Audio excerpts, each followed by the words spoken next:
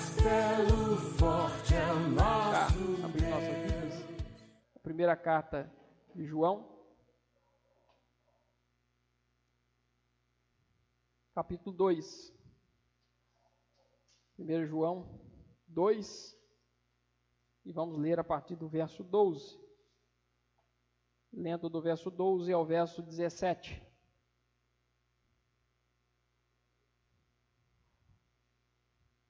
João 12, capítulo 2, verso 12 ao 17, que diz assim: Filhinhos, eu vos escrevo, porque os vossos pecados são perdoados por causa do seu nome.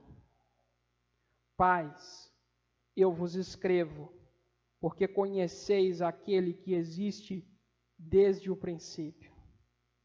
Jovens, eu vos escrevo, porque tendes vencido o maligno. Filhinhos, eu vos escrevi, porque conheceis o Pai. Pais, eu vos escrevi, porque conheceis aquele que existe desde o princípio. Jovens, eu vos escrevi, porque sois fortes, e a palavra de Deus permanece em vós, e tendes vencido o maligno. Não ameis o mundo, nem as coisas que há no mundo. Se alguém amar o mundo, o amor do Pai não está nele. Porque tudo que há no mundo, a concupiscência da carne, a concupiscência dos olhos e a soberba da vida, não procede do Pai, mas procede do mundo. Ora, o mundo passa, bem como a sua concupiscência. Mas aquele, porém, que faz a vontade de Deus, permanece eternamente. Amém. Vamos orar. Senhor Deus, queremos te agradecer mais uma vez, agora pela leitura da tua santa palavra. Tua palavra rica, valiosa, e que tem poder, ó Deus, para transformar a nossa vida. Não há poder, ó Deus, em mim, não há poder, ó Deus, no púlpito de madeira, não há poder nas minhas palavras simplesmente, mas há poder na sua palavra.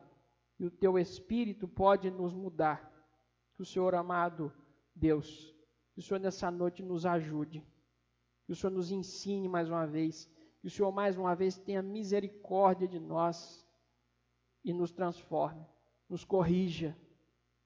Confronte nossos pecados, Senhor, para que o seu nome seja honrado mais uma vez. Em nome de Jesus, nós oramos. Amém. Bom, queridos, recobrando aqui o que aprendemos nos sermões passados, nós dissemos aí que a primeira epístola de João foi escrita provavelmente a uma igreja que João conhecia muito bem, ou talvez também utilizada para ser lida em diversas igrejas cristãs daquele tempo, por volta ali do século 80, após o nascimento de Jesus Cristo. E nós vimos também que João lida com um problema específico, que é o surgimento de hereges, surgimento de uma seita aparentemente com ideias gnósticas, onde o núcleo de sua filosofia é de que a salvação viria pelo conhecimento, e que supostamente esses homens tinham esse conhecimento que os diferenciava dos demais. E se alguém queria essa salvação, queria, então, de fato, ter certeza, a convicção dessa salvação, precisava buscar aqueles líderes para que então fossem salvos. Eu tracei aqui para os irmãos, na semana passada, que João começa a trazer 3 provas para então identificar quem é um cristão de verdade. Mas a grande intenção de João não é primariamente que aqueles crentes se avaliassem à luz daquelas provas, ainda que eles pudessem fazer isso. A grande preocupação de João é confrontar o falso cristianismo que há naqueles líderes. Então, João coloca 3 provas. Ele coloca ali a prova moral, eu falei aqui da obediência, a prova social, o amor, e a prova doutrinária. E nós falamos na semana passada sobre a prova moral e a prova social. E João, ele quer mostrar que aqueles líderes que se orgulham, né, que arrotam ali soberba, eles na verdade não são obedientes a Deus, eles não têm uma moralidade genuína, eles também não expressam amor, eles não vivem aquilo que eles pregam. E também eles têm uma doutrina herética. A doutrina que eles pregam, ela distorce o sentido verdadeiro do Evangelho e por isso deve ser rejeitada. E o que nós temos aqui, do verso 12 ao verso 17, é aquilo que nós chamamos no texto de uma digressão. E o que significa isso? É um interrompimento do argumento de João, em que ele passa a trazer algumas palavras aos seus destinatários. E nós vamos ver aqui que, basicamente, isso se divide em 2 palavras de João. Uma palavra de encorajamento e uma palavra de advertência. E se os irmãos analisarem as Escrituras, a palavra de Deus sempre traz essas 2 coisas para nós. A palavra de Deus, ela sempre nos encoraja. A palavra de Deus, o Evangelho, sempre nos motiva a prosseguir. O Evangelho do Senhor Jesus é um Evangelho de convicção da salvação, não de dúvida. Mas, por outro lado, as advertências estão sempre presentes. Por um lado, diga, prossigam. Por outro lado, diga, cuidado. Prossigam, esse é o caminho, mas cuidado. Nesse caminho existem muitas pedras. Podem acontecer acidentes nesse caminho. Essas 2 coisas a palavra diz, e se nós não tivermos essas 2 coisas em nossas mentes, nós corremos o risco de ou cair na segurança excessiva, na ilusão de que não corremos risco nenhum nessa vida, nenhum risco espiritual, né? Então eu já vi pessoas, por exemplo, dizer que Satanás não tem poder nenhum. Isso é um conceito equivocado. Ele está de fato limitadíssimo, principalmente para com os crentes em Jesus. Mas ele ainda tem poder. E, na verdade, tem armas poderosas que eu irei mostrar aqui para os irmãos nessa noite. Satanás ainda é considerado o príncipe deste mundo. A palavra de Deus diz isso. Que ele domina esta era presente. Que ele influencia as mentes. Ele não está aprisionado definitivamente como alguém que não tem poder de influência. Satanás está enganando os homens. Outro erro é que talvez as pessoas, ao exagerarem na advertência, elas vivem com medo. E há crentes que vivem assim, crentes que vivem temerosos, achando que podem perder a salvação que Cristo lhes deu a qualquer instante. Esse é outro extremo que a Bíblia não garante. A Bíblia nos dá a certeza, a convicção da salvação, quando certas condições são estabelecidas. Eu vou falar sobre elas aqui. E nós devemos estar com essas duas palavras unidas em nossa mente. Vamos, portanto, meus irmãos, ao primeiro trecho que trata das palavras de encorajamento, que se encontram aí nos versículos 12 a 14. Vamos ler de novo. Filhinhos, eu vos escrevo porque os vossos pecados são perdoados, por causa do seu nome. Pais, eu vos escrevo porque conheceis aquele que existe desde o princípio. Jovens, eu vos escrevo porque tendes vencido o maligno. Filhinhos, eu vos escrevi porque conheceis o Pai. Pais, eu vos escrevi porque conheceis aquele que existe desde o princípio. Jovens, eu vos escrevi porque sois fortes e a palavra de Deus permanece em vós e tendes vencido o maligno.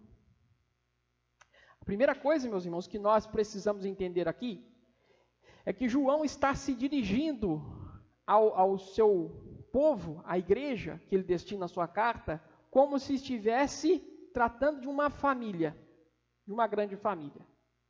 E é isso que a igreja é, uma família. E esse trecho eu frequentemente vejo sendo muito mal aplicado. Geralmente, toda festividade de jovens, reunião de jovens, vai aparecer algum pregador falando assim: jovens, vocês são fortes. E aplicando isso aos jovens, as pessoas que têm juventude. Mas quando João utiliza esses termos que está aqui, ele não está se referindo à faixa etária. Ele está usando as faixas etárias para descrever estágios de maturidade na fé. Então ele chama de filhinhos os recém-convertidos, ele chama de jovens aqueles que já passaram pela fase da conversão e estão na luta contra o pecado, e ele chama de pais aqueles que são maduros na fé. Veja que João, ele nos ensina muito, porque ao mesmo tempo ele trata com respeito e com carinho. Trata os jovens na fé como seus filhinhos, aqueles que estão no caminho intermediário como jovens. E aos maduros ele chama de pais, chama de seus pais, mesmo ele sendo um apóstolo, um homem de Deus escolhido e maduro. E primeiramente ele se dirige então aos filhinhos. João vai dizer aos filhinhos que eles já são salvos. A salvação já foi operada pela graça de Jesus neles, e eles têm conhecimento de Deus Pai, nos versículos 12 e 14. E essas, meus irmãos, são as duas primeiras experiências que todo cristão passa por elas. E nós precisamos enfatizar isso. E quais são essas duas experiências? A alegria do perdão dos pecados e a experiência da comunhão com Deus, que provém do Espírito Santo. Todos os crentes passaram por isso em algum momento. Até mesmo aqueles que sempre estiveram na igreja. Eu, por exemplo, como dizem por aí, fui criado na igreja. Mas filho de crente não é crentinho, pois não é como peixe. Filho de peixe é peixinho, mas filho de crente não é crentinho. E às vezes nós acreditamos que sim, e não é verdade. Nós precisamos ensiná-los e orar para que Deus os salve, assim como todos os homens. Então, meus irmãos, houve uma fase, e eu me lembro disso, e nem sempre isso é tão fácil para a gente perceber. Alguns fica muito claro, principalmente quando você tem uma história de vida pregressa muito desobediente a Deus. Nós temos aí exemplos de testemunhos de vida, de conversão. Por exemplo, aí na história da igreja, Agostinho de Hipona teve uma experiência muito marcante de sua salvação. Estava lendo a Escritura e, de repente, ouviu uma criança cantando, pega e lê, pega e lê. Ele estava com um rolo ali de Romanos. Ele pega o livro de Romanos e ele abre no trecho que diz que não devemos estar em bebedeiras e chocarrices ou coisas do gênero. E aí Agostinho lembra da sua vida de intensos pecados, e ali o Espírito Santo toca em seu coração e ele se converte. Muitas pessoas têm essas experiências muito vívidas da salvação, da regeneração. Outros não são tão vívidas assim, mas no meu caso, eu me lembro que houve um momento na fase da vida em que eu busquei muito a Deus, orava muito, e até sendo ensinado, conforme foi me passado pelos meus pais, quando cresci na Assembleia de Deus, a buscar o batismo com o Espírito Santo, e nós entendíamos que o batismo com o Espírito Santo era falar em línguas, e eu acreditava que eu receberia esse dom se eu me dedicasse mais às Escrituras. De fato, algo que nunca aconteceu comigo, não estou entrando nem no mérito aqui do que acontece ou não.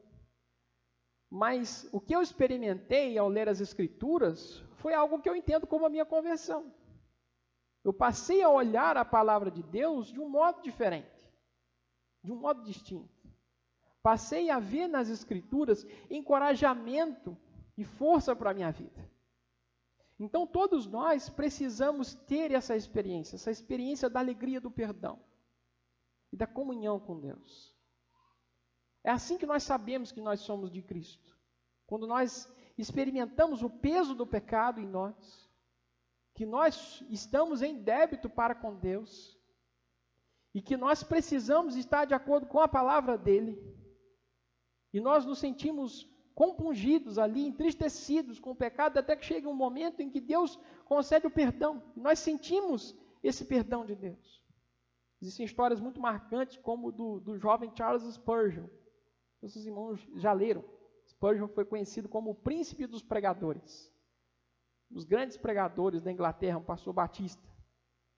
E ele, na sua época, alcançou milhares de pessoas, numa época que nem microfone existia. Diz que uma vez um homem se converteu, simplesmente com os Spurgeon testando um versículo. Ele chegou no tabernáculo metropolitano de Londres, que existe até hoje, e ele chegou lá e falou assim: eis o Cordeiro de Deus que tira o pecado do mundo. Aí diz que tinha um jovem lá trabalhando em algum lugar, lá escutou aquilo lá, e naquele momento o jovem testemunhou depois que se converteu. Deus usou poderosamente aquele homem. O poder de Deus foi dele. E a história de conversão dele é mais interessante ainda. Ele contava que ele vivia atormentado pelo pecado. Ele lutou contra a depressão a vida toda.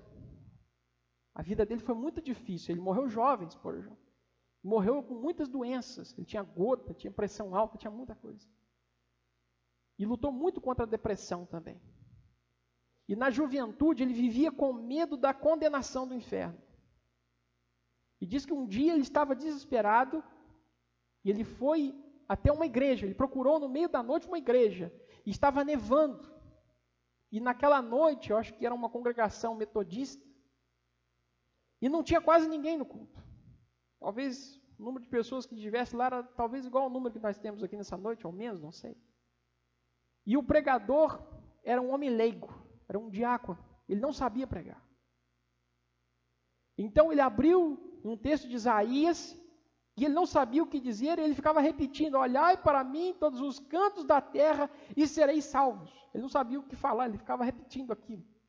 E ele viu o Spurgeon entrar, olhou para ele e falou assim: você, jovem, você parece muito abatido, muito triste, olhai para Jesus e você será salvo. E naquele momento aconteceu a conversão de Spurgeon. Naquele momento o peso do pecado saiu dos seus ombros. E ele se sentiu salvo, ele testemunha isso. Então a história está repleta de homens e mulheres que tiveram essa experiência, meus irmãos. E nós, se ainda não tivemos, nós devemos buscá-la. Porque isso faz parte da paz que nós devemos ter em nosso coração. Esse sentimento de perdão, esse sentimento de que somos de Deus, de que o Espírito comunica a nós que nós somos filhos de Deus. João vai falar isso. Então, João chama a essas pessoas que iniciaram a fé de filhinhos. O outro grupo ele chama de jovens, que é o grupo que está na linha de frente contra o mal. Foi aquelas pessoas que já se converteram, mas que ainda estão em luta contra o pecado. E todos nós estamos nessa luta, ainda que não sejamos jovens ainda. E, meus irmãos, às vezes a gente pensa que maturidade cristã tem a ver com idade. E não tem. Podem ter pessoas mais jovens, mais maduras, e pessoas mais velhas e imaturas. Ou até mesmo não convertidas ainda. Mesmo que tenham passado muitos anos na igreja. Conhecimento, simplesmente, informação, não é garantia da salvação. É necessário ter uma experiência pessoal com Deus. Isso é um ponto importante e é algo que eu desejo fazer aqui com todos que assumirem a membresia e desejarem o batismo, é isso. A pessoa vai ter que vir aqui e testemunhar de Jesus. Testemunhar daquilo que aconteceu com ela. Porque se a gente não consegue testemunhar de Jesus nem para os nossos irmãos, a gente não vai testemunhar para mais ninguém. Então isso é um ponto, quando a gente faz o concílio para pastores, perguntas para a gente. Até na época do concílio, um pastor falou comigo assim, olha, uma vez eu fui entrevistar um rapaz para ordenar pastor, e perguntou, você tem certeza da salvação? Aí ele falou assim, mais ou menos.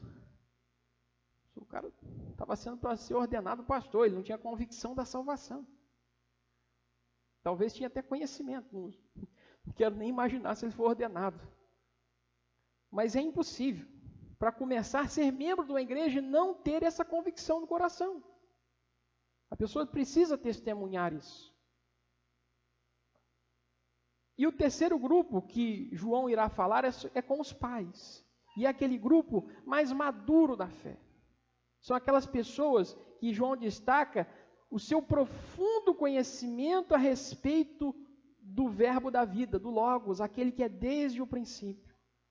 Estes são aqueles que já conheceram e prosseguiram em conhecer ao Senhor. Aqueles que passaram pelas fases das tribulações, das tentações da vida. São aquelas pessoas que nós temos que nos aproximar e aprender com elas. Pessoas que nós vemos confiança e maturidade.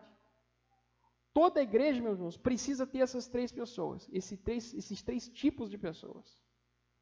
Igreja que tem muito filhinho é uma igreja que vai dar muito trabalho para o pastor. Igreja que tem muito jovem vai dar um pouco menos de trabalho.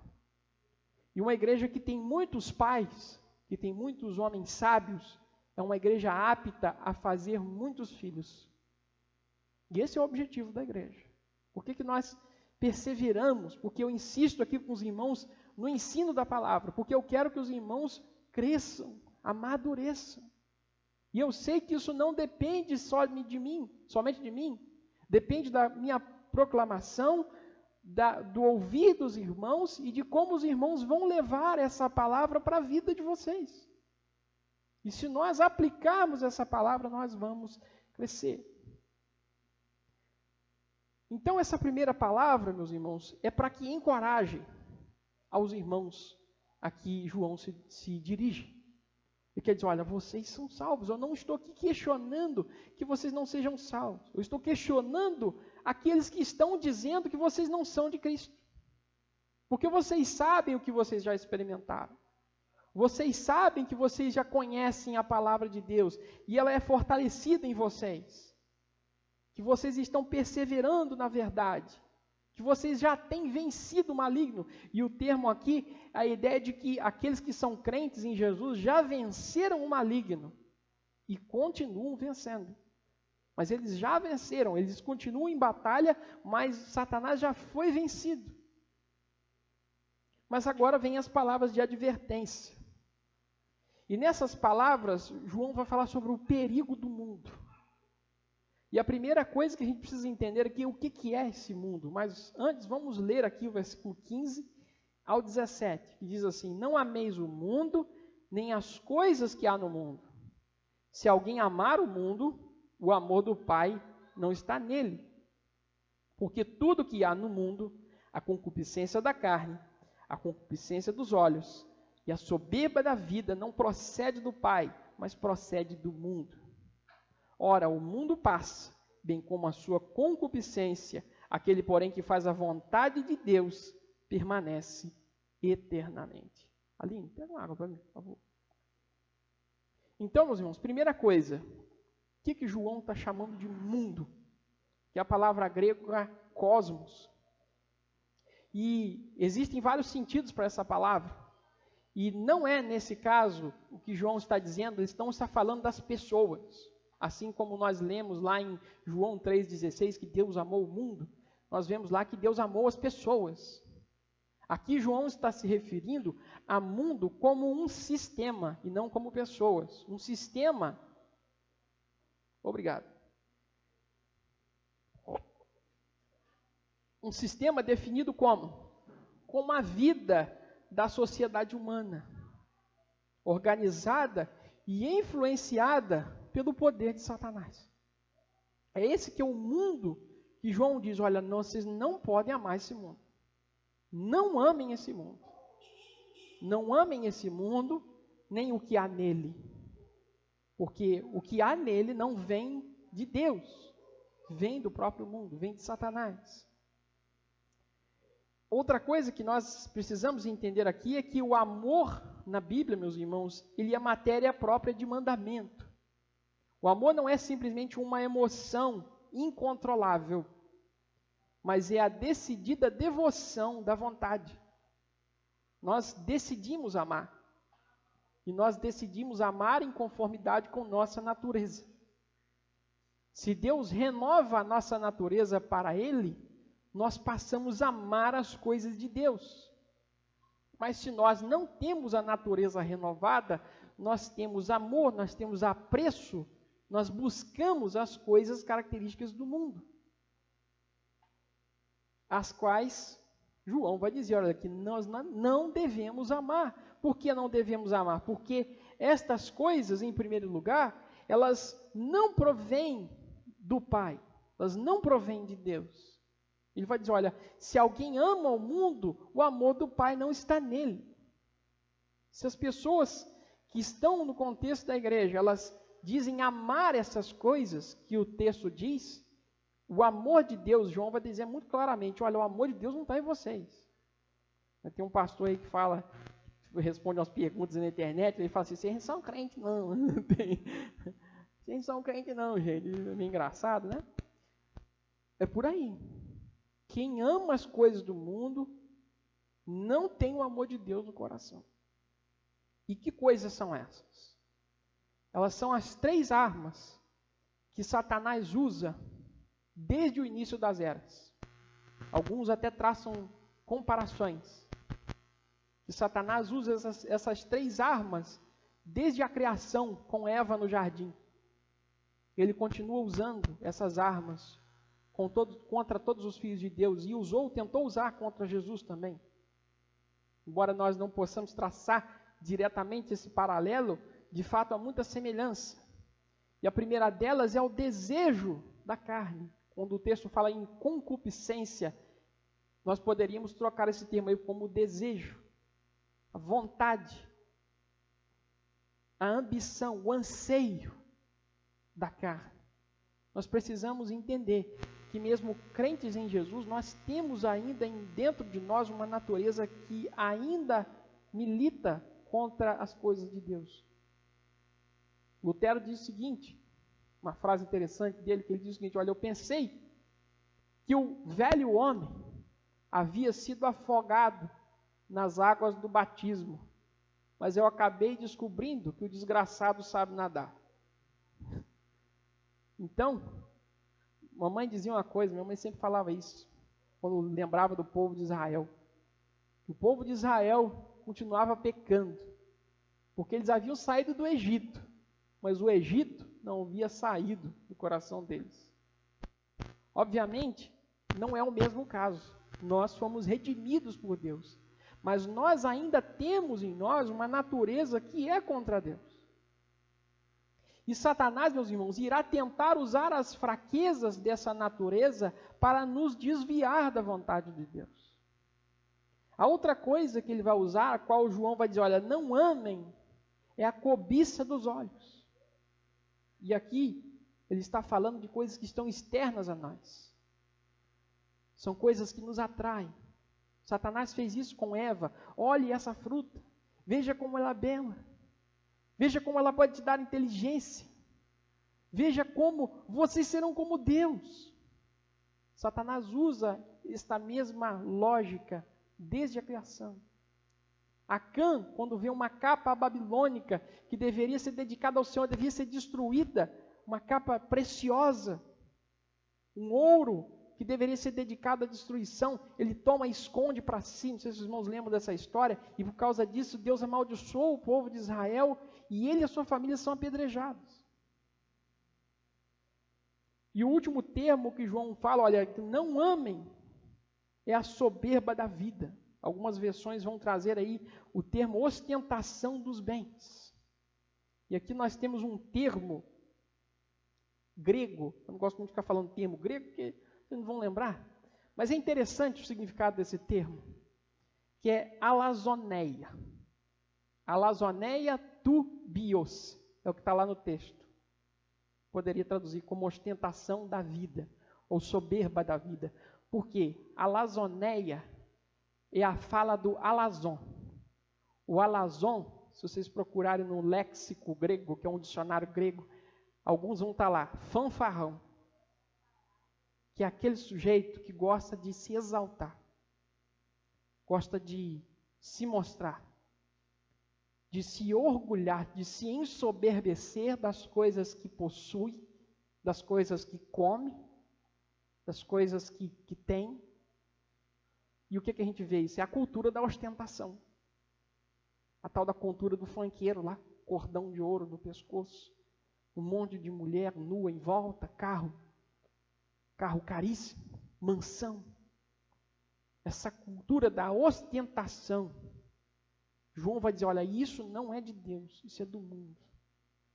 Meus irmãos, é entristecedor que eu tenho visto muitos crentes copiarem essa cultura do mundo da ostentação. Hoje, com a era das redes digitais, vocês vão ver um monte de crente que adquiriu a cultura do sextou. Às vezes não é com bebida alcoólica, mas a foto está lá de todo final de semana, esfregando na cara dos outros aquilo que come, a roupa que usa, as viagens que faz. Aquilo ali não tem outra intenção, senão esse desejo pecaminoso que a Bíblia condena, que é de humilhar aqueles que não podem fazer aquilo que aquela pessoa faz. Essa é a essência da ostentação. Ostentação é isso. É mostrar aquilo que você tem. A pessoa que ostenta, ela não sente prazer com aquilo que ela pode ter. O prazer dela é mostrar para os outros aquilo que ela pode ter. E isso, meus irmãos, não vem de Deus. E veja como Satanás faz. Satanás faz de tal forma que ele usa pessoas, ele dá riqueza para certas pessoas. E ele faz essas pessoas ostentarem, para que outras vivam a vida inteira buscando algo que talvez nunca terão. Na ilusão de que nós temos que ter o corpo da Gisele Bündchen, que nós temos que ter o corpo lá do ator Reinaldo Giannichini, que nós precisamos ter o dinheiro que o Bill Gates tem. Essa cultura não vem de Deus. E é uma arma de Satanás para que nos tire do caminho. E muitos estão se afundando. Tiago vai dizer que muitos, pelo amor ao dinheiro, se transpassaram a si mesmo com muitas dores. Esse amor à ostentação, amor às coisas dessa vida. Tudo isso é muito bom. Poder passear, usar uma roupa boa, comer coisas boas, nada disso é ruim por si só. O problema é que muitos que se dizem crentes estão caindo no conceito de que a vida se resume a isso. Pouco tempo atrás tinha uma música aí, ficou muito famosa, uma cantora, ficou até famosa com essa música, falando que a música não é sobre ter o mundo todo para si, não sei se você lembra. Aí parecia ter sido bonitinha a música, era realmente bonita, tinha alguns valores interessantes ali. Mas se você perceber bem a filosofia daquela música, aquela filosofia daquela música é uma filosofia de música terrena. Ela quer dizer o seguinte, olha, viva essa vida, porque depois que acabar essa vida, acabou. Não tem mais nada para você do outro lado. É aquilo que Paulo diz, olha, comamos e bebamos porque amanhã morreremos. Apenas muda o foco, mas a ideia é essa. E o crente, meus irmãos, não vive assim. Porque João vai dizer no versículo 17, olha, o mundo passa, bem como a sua concupiscência, os seus desejos. Mas aquele que faz a vontade de Deus permanece eternamente. Se nós somos, meus irmãos, daqueles que vamos viver a eternidade, nós não devemos viver a nossa vida focada no alcance dos objetivos desta vida. Quem vive para essa vida vai terminar só com essa vida. Os seus prazeres vão acabar aqui. O seu gozar, a sua alegria vai terminar aqui.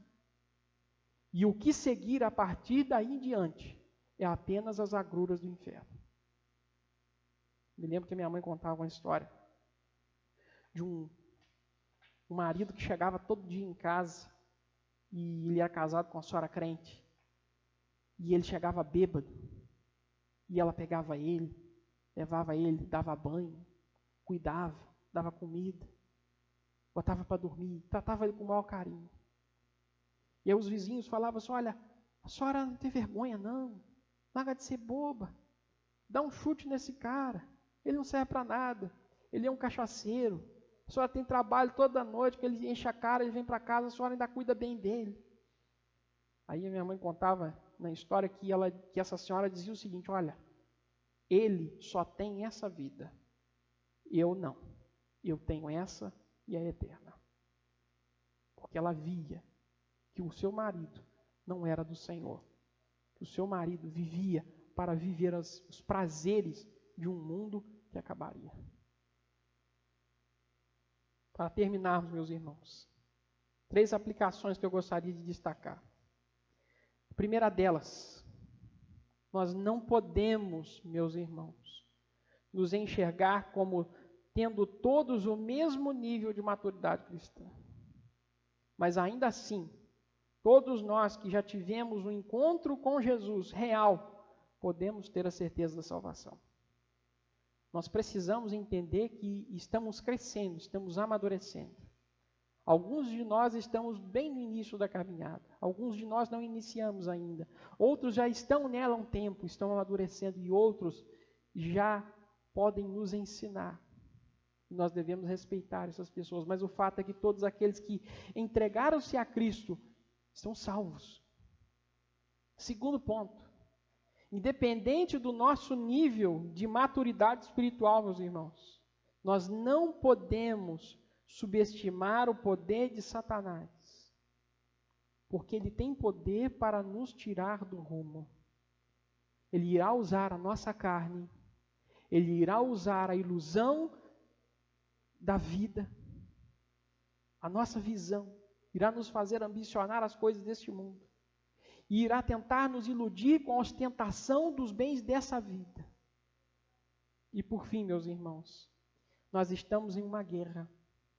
E nessa guerra, nessa batalha, Satanás continua tentando roubar o nosso coração e nos enganar com a falsa ilusão da satisfação temporária de um mundo passageiro. E essa semana, meus irmãos, eu ouvi um amigo, que é o pastor Evandro, que eu pedi oração por ele aqui. Ele contou uma história que eu falei assim: olha, se não fosse você que tivesse contado, Evandro, eu não acreditaria nessa história. Porque ela parece uma história tão cenográfica que é difícil de acreditar. Ele falou que teve um amigo no seminário, que o homem tinha uma mente fotográfica. O homem sabia o catecismo maior de Westminster, acho que tem mais de 100 pancada de perguntas e respostas, sabia de cabeça. Sabia as perguntas e as respostas. Nem se compara com isso que a gente faz aqui. Enorme. Sabia de cabeça. Ele falou que ele lia um versículo da Bíblia e ele memorizava na mesma hora. Uma mente incrível. Mas era extremamente arrogante. Apesar de as pessoas verem ele como um crente. Como um homem. Ele já era um homem de 50 e tantos anos, segundo o pastor Evandro me contou. E ele era viúvo.